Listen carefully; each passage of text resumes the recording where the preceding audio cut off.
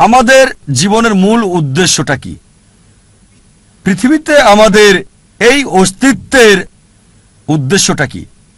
আপনাদের কি মনে হয় কে এই প্রশ্নের সঠিক উত্তরটা দিতে পারবেন যে পৃথিবীতে আমাদের জীবনের উদ্দেশ্যটা কি? কে? ডাক্তার জাকির নায়েক পারবেন? অবশ্যই এর উত্তর হবে না।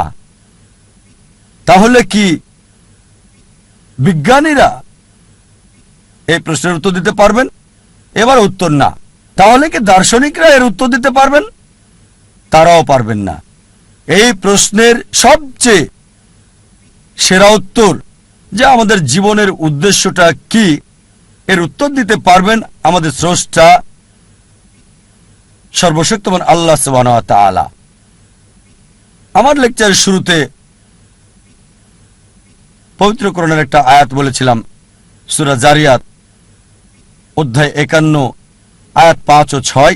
এখানে আল্লাহ বলেছেন, ওয়ামা খালাকতুল জিন্না ওয়াল ইনসা ইল্লা লিয়াবুদুন। আমি জিন এবং মানুষকে সৃষ্টি করেছি আমার ইবাদতের জন্য। জিন এবং মানুষকে সৃষ্টি করেছি শুধু আমার ইবাদতের জন্য। এখানে আরবি শব্দ হচ্ছে ইবাদা, মূল শব্দ আব থেকে এসেছে, যার অর্থ চাকর, এর মানে দাস। ইবাদা মানে নির্দেশ পালন, মানে গোলামি, এর মানে অনুগত, সমর্পণ করা। সংক্ষেপে ইবাদা মানে গোলামি বা আল্লাহ সুবহানাহু ওয়া তাআলার নির্দেশ মান্য করা। আমাদের স্রষ্টা সর্বশক্তিমান আল্লাহর যা কিছু আল্লাহ সুবহানাহু ওয়া তাআলা সর্বশক্তিমান আল্লাহ নির্দেশ দিয়েছেন আমরা মানি, এটাই হচ্ছে ইবাদা, এটাই প্রার্থনা। যেমন ধরেন আল্লাহ সুবহানাহু ওয়া তাআলা বলেছেন 5টি পিলার মানতে হবে। যদি তাওহীদে বিশ্বাস করেন যে কোনো উপাস্য নেই আল্লাহ ছাড়া, তাহলে ইবাদত করছেন, আপনি আল্লাহর উপাসনা করছেন।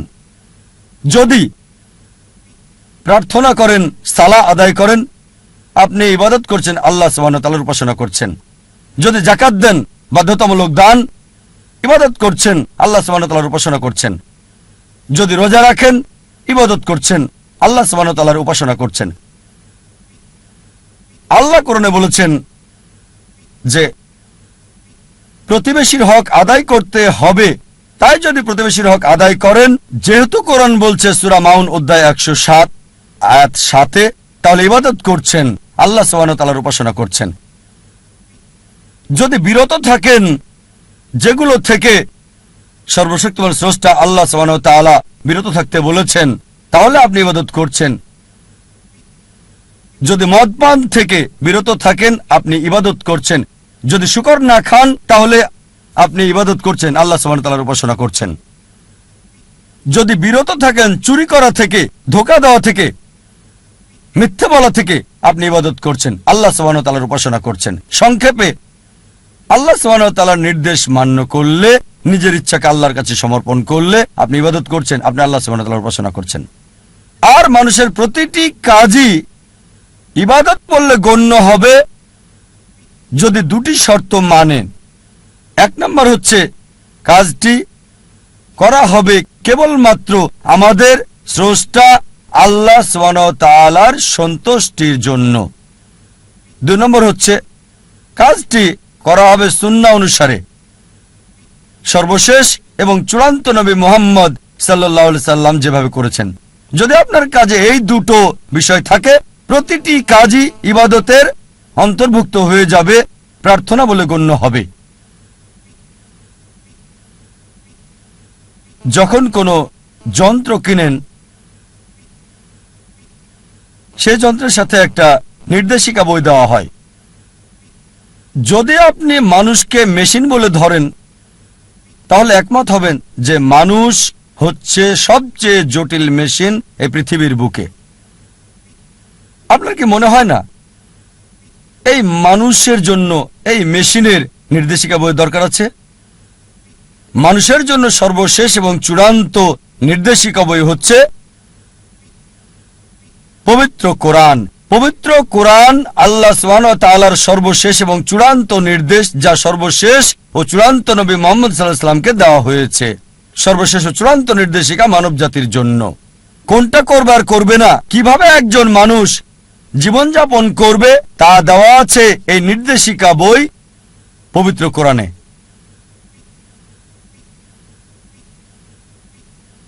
অনেকে আমাকে প্রশ্ন করে, কেন সর্বশক্তিমান আল্লাহ ইবাদত চান আমাদের?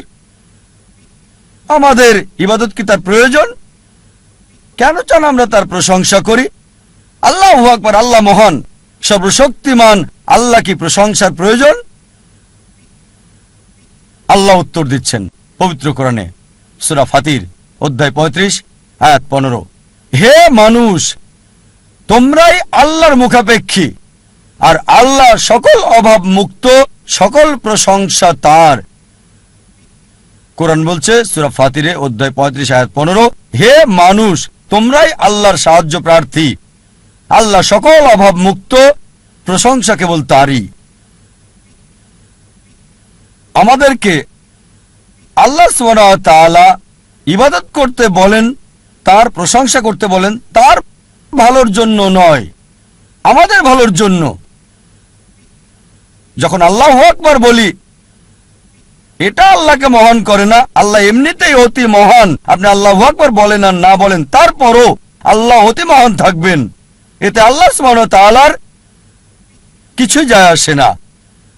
তবে আল্লাহ সুবহানাহু ওয়া তাআলা চান আমরা তার প্রশংসা করি, কারণ তিনি আমাদের মানসিকতা বোঝেন। আমরা মানুষরা যখন কারো প্রশংসা করি, যখন মহান বা বিখ্যাত কাউকে চিনি, আমরা সাধারণত তার কথায় মেনে চলি। যেমন ধরেন, আপনার মার হার্ট অ্যাটাক হয়েছে, আপনার কাছে একটা অপশন, একজন সাধারণ মানুষ এসে আপনাকে উপদেশ দিচ্ছে, আপনি কি তার উপদেশ মানবেন নাকি পৃথিবীর সবচেয়ে বড় হার্ট স্পেশালিস্টের উপদেশ আপনি মানবেন? সেই লোকটি আপনাকে ফ্রি উপদেশ দিচ্ছে, আপনি কার উপদেশ নেবেন? হার্ট অ্যাটাক হয়েছে আপনার মায়ের জন্য, পৃথিবীর বিখ্যাত হার্ট স্পেশালিস্টের উপদেশ নাকি সাধারণ লোকের? এটা স্বাভাবিক, কারণ জানেন হার্ট স্পেশালিস্ট বিখ্যাত, লোকজন তার প্রশংসা করে, আপনি তার উপদেশই মানতে চাইবেন। একইভাবে আল্লাহ সুবহানাহু ওয়া তাআলা আমাদের প্রশংসা চান, তিনি মহান, আল্লাহ অতি মহান, আল্লাহ সবকিছু জানেন, আল্লাহ মহাজ্ঞানী। তাই যখন আমরা বলি যে তিনি হচ্ছেন মহাজ্ঞানী, আর যখন তিনি আমাদেরকে উপদেশ দেন আমরা অনুসরণ করতে চাই। যদি না মানেন তিনি মহাজ্ঞানী, মহাপ্রজ্ঞাশীল, তাহলে তার উপদেশ মানার সম্ভাবনা কম।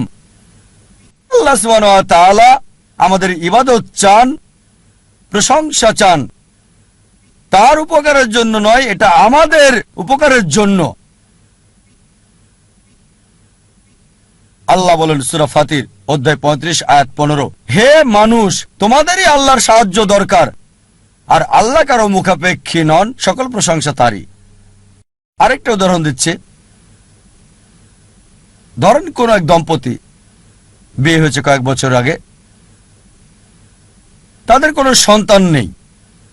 সাধারণত অধিকাংশ এরকম দম্পতি দুঃখে থাকে।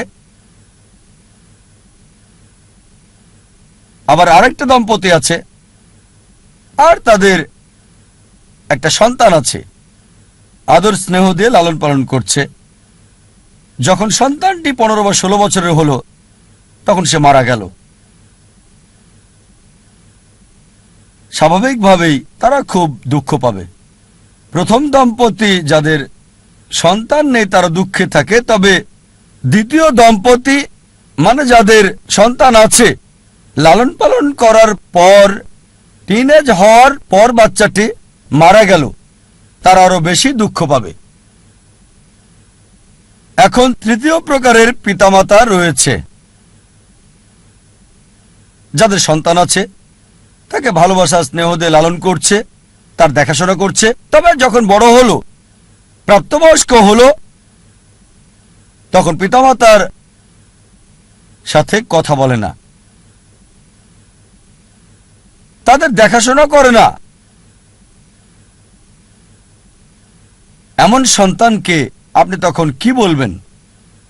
অবশ্যই আপনি তাকে বলবেন অমানবিক, অবিবেচক বলবেন, অকৃতজ্ঞ বলবেন। সবাই এটা মানবেন যে যদি আপনার পিতামাতা স্নেহ ভালোবাসা দিয়ে আপনাকে লালন পালন করে, দেখাশোনা করে, সবকিছু আপনাকে দেয়, বড় হলেন, প্রাপ্তবয়স্ক হলেন, তখন আর কথা বলেন না, খোঁজ খবর নেন না, এমনকি দেখাও করেন না, অবশ্যই এমন সন্তানকে বলবেন অবিবেচক, অকৃতজ্ঞ, এরা নিষ্ঠুর। এটা যদি মানেন তাহলে চিন্তা করেন ওই সকল মানুষকে কি বলবেন যারা স্রষ্টার প্রতি অকৃতজ্ঞ। আমাদের স্রষ্টা আল্লাহ সুবহানাহু ওয়া তাআলা সর্বশক্তিমান আল্লাহ শুধু আমাদেরকে সৃষ্টি করেননি, আমাদের পিতামাতাকেও তিনি সৃষ্টি করেছেন। আপনার কি মনে হয় না ধন্যবাদ দেওয়া উচিত আল্লাহ সুবহানাহু ওয়া তাআলাকে? তার অনুগত হওয়া উচিত কিনা? আমাদের মধ্যে কতজন আল্লাহর প্রতি কৃতজ্ঞতা প্রকাশ করে তার অনুগ্রহের জন্য, তার দয়ার জন্য যা আমাদের উপর তিনি করেছেন? কয়জন আমাদের মধ্যে? সর্বশক্তিমান স্রষ্টা আল্লাহ সুবহানাহু ওয়া তাআলা আমাদের জীবন দিয়েছেন, এই পৃথিবীর কল্যাণ দিয়েছেন, খাদ্য, বস্ত্র, আশ্রয় দিয়েছেন। চিন্তা করতে পারেন যদি কয়েক দিনের জন্য পানি না পান, স্বাভাবিকভাবে মারা যাবেন। কয়জন আমরা আমাদের স্রষ্টাকে কৃতজ্ঞতা জানিয়েছি আল্লাহ সুবহানাহু ওয়া তাআলার প্রতি, যিনি আমাদের এই পানি দিয়েছেন? কখনো কি চিন্তা করেছেন যে বাতাস আমরা নিঃশ্বাস নিই, যদি কয়েক মিনিটের জন্য বাতাস না পাই কি অবস্থা হবে? অবশ্যই মারা যাব। কয়জন আমরা স্রষ্টাকে ধন্যবাদ দিয়েছি আল্লাহ সুবহানাহু ওয়া তাআলাকে এই বাতাসের জন্য?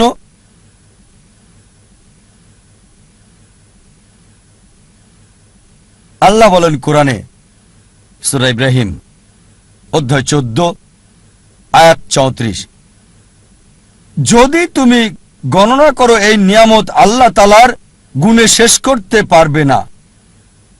আর মানুষ আসলেই অবিবেচক, অকৃতজ্ঞ। আল্লাহ কোরআনে বলেন সূরা আদিয়াত অধ্যায় 100 আয়াত 6, ইন্নাল ইনসানা লিরাব্বিহি লাকনুদ। বস্তুত মানুষ তার প্রতিপালকের প্রতি বড়ই অকৃতজ্ঞ। আল্লাহ অনেক জায়গায় বলেছেন যে বস্তুত মানুষ তার রবের প্রতি অকৃতজ্ঞ। আল্লাহ সুবহানাহু ওয়া তাআলা আমাদের প্রশংসা আর উপাসনা চান তার নিজের জন্য নয়, আমাদের কল্যাণের জন্যই, মানুষের কল্যাণের জন্য। চিন্তা করেন যখন আল্লাহ সুবহানাহু ওয়া তাআলা দেখেন যে আপনি তার উপদেশ মানছেন, এটা সৃষ্টির কল্যাণ করছে, তিনি খুশি হন। যেমন ধরেন একজন ডাক্তার ফ্রি চিকিৎসা দিচ্ছেন, তিনি ফ্রি উপদেশ দিচ্ছেন গরিব রোগীদের। এবার দেখেন যদি সেই রোগী ডাক্তারের দেওয়া পরামর্শ না মানে, ডাক্তারের কেমন লাগবে? আর যদি ডাক্তারের উপদেশ মানে, এতে ডাক্তারের উপকার হবে না, কারণ তিনি ফ্রি দিচ্ছেন, উপকার হবে আপনার। আর যখন তার উপদেশ মানেন, ডাক্তার খুশি হয়, অন্তত আমার রোগী এখন ভালো আছে। আল্লাহ সুবহানাহু ওয়া তাআলা ডাক্তারেরও ডাক্তার, বড় ডাক্তার। বলা হয়েছে হুয়া শাফি, তিনি সুস্থ করেন। যখনই তার উপাসনা করেন, তার আদেশ মানেন, আল্লাহ সুবহানাহু ওয়া তাআলা খুশি হন, কারণ যখনই তার প্রশংসা করেন, আদেশ মানেন, এটা তার সৃষ্টির জন্য ভালো, মানব জাতির জন্য ভালো, এটা আল্লাহ সুবহানাহু ওয়া তাআলাকে খুশি করে।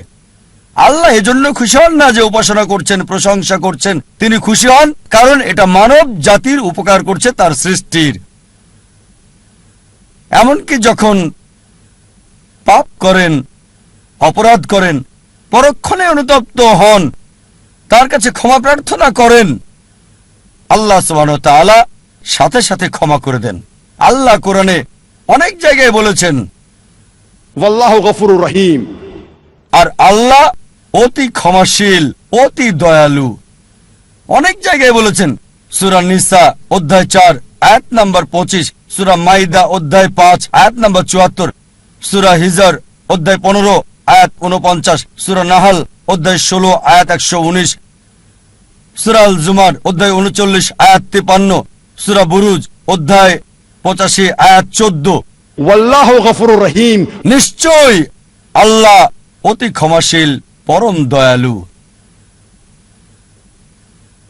যদিও তাকে মানছেন না, তাকে অমান্য করছেন, তার আদেশ মানছেন না, যখনই অনুতপ্ত হবেন আল্লাহর কাছে তওবা করবেন, আল্লাহ মাফ করে দেবেন আর খুশি হবেন। তিনি খুশি হন যে আপনি ভুল করেছেন। এই মানুষ তো আমরা তারই সৃষ্টি, তিনি ক্ষমা করবেন। আল্লাহ কোরআনে বলেছেন, সূরা নিসা অধ্যায় 4 আয়াত 48 এবং সূরা নিসা অধ্যায় 4 আয়াত 116, যদি আল্লাহ চান যে কোনো গুনাহ ক্ষমা করবেন, তবে শিরক করার গুনাহ, আল্লাহর সাথে শরীক করা, আল্লাহর সাথে অংশীদার করা আল্লাহ কখনোই ক্ষমা করবেন না। যদি কেউ শিরক করে থাকে, তার সাথে কাউকে অংশীদার করে, সে সবচেয়ে জঘন্য পাপ করেছে। তাই আল্লাহ সুবহানাহু ওয়া তাআলা চাইলে যে কোনো গুনাহ ক্ষমা করবেন, তবে শিরক ছাড়া। যদি মুশরিক হয়ে মারা যান, যদি আল্লাহর সাথে শরীক করে কাউকে মারা যান আর মৃত্যুর আগে তওবা না করে যান, যদি ক্ষমা না চান, আল্লাহ কখনোই ক্ষমা করবেন না। তাই সবচেয়ে বড় একটা পাপ, যেটা থেকে মানব জাতিকে বেঁচে থাকতে হবে, এক নম্বর হচ্ছে শিরক, আল্লাহ সুবহানাহু ওয়া তাআলার সাথে শরীক করা, সর্বশক্তিমান আল্লাহর সাথে অংশীদার করা। লোকজন প্রায় জিজ্ঞেস করে, আমরা বুঝলাম আল্লাহ মানুষ সৃষ্টি করেছেন ইবাদতের জন্য, তবে মানব জাতির আলাদা আর বিশেষত্বই বাকি, কেন আমাদের সৃষ্টি করেছেন? মানব জাতি হচ্ছে আল্লাহ সুবহানাহু ওয়া তাআলার অদ্বিতীয় সৃষ্টি, আল্লাহ সুবহানাহু ওয়া তাআলার সেরা সৃষ্টি। মানব জাতি এবং জিন হচ্ছে একমাত্র সৃষ্টি যাদেরকে ইচ্ছার স্বাধীনতা দেওয়া হয়েছে। আল্লাহ সুবহানাহু ওয়া তাআলার সকল সৃষ্টি তাদের ইচ্ছাকে সমর্পণ করেছে সর্বশক্তিমান আল্লাহর কাছে। আল্লাহ সুবহানাহু ওয়া তাআলার কাছে তাদের ইচ্ছা স্বাধীনতা নেই। তারা আল্লাহকে 100 ভাগ মানে, তাদের কোনো পছন্দ নেই।